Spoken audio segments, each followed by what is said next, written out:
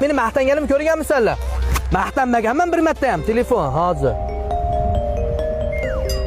Alo, ho Nargizaxon bo'ldi. Abet ham ujinam mendan. Davay, o'rtoqlaringizni 20 ta oling. 17 Pro Max yangi rangini oldim.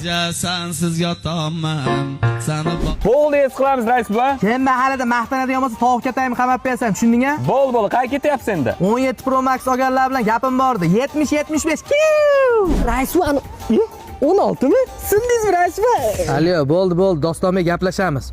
Mahallada hech kim maqtanmayaptimi? Yo'q rais bu, siz borsiz kim maqtanadi? Agar maqtanadigan bo'lsa, ketmon bilan oyog'iga solarsan. Usha.